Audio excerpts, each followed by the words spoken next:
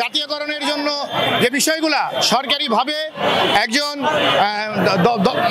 নবম গ্রেডের শিক্ষক যে সুবিধাটা পান, সেই সুবিধাটা বাংলাদেশের আপামর জনসাধারণ এই গণঅভ্যুত্থানের পরে সবাই এইটাকে মানে এখন এটা সবার কাম্য, সবাই এটা চাচ্ছেন যে তারা এই বাংলাদেশের শিক্ষা ব্যবস্থাটাকে বর্তমানে মানে প্রত্যেকটা নন এমপিও এমপিওভুক্ত সকল স্কুল অ্যান্ড কলেজকে সবাই সেই আপনার সরকারের আওতায় আনাটাই সবাই এখন এইটাই আমাদের প্রথম এবং মানে প্রথমে একটাই দাবি। এর ব্যাপারে আমাদের নেতৃস্থানীয় বক্তব্য ভিতরে গিয়েছেন, তারা এসেছেন, তারা বক্তৃতা দিচ্ছেন।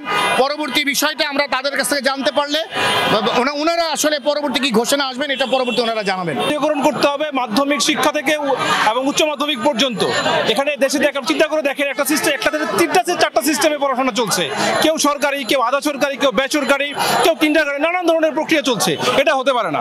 শিক্ষা ব্যবস্থা হওয়ার জন্য একটা একমুখীকরণ করা দরকার এবং তার জন্য করতে হবে জাতীয়করণ।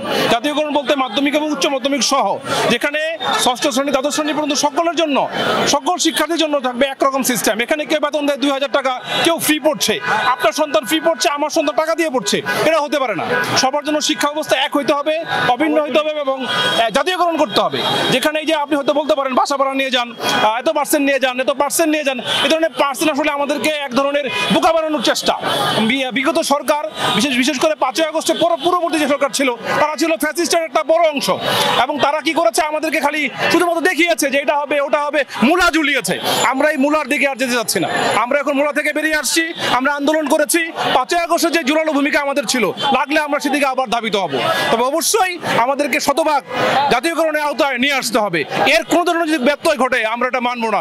শিক্ষক সমাজ এটাকে কোনোভাবেই গ্রহণযোগ্য মনে করবে না। ধন্যবাদ ঢাকা প্রকাশকে।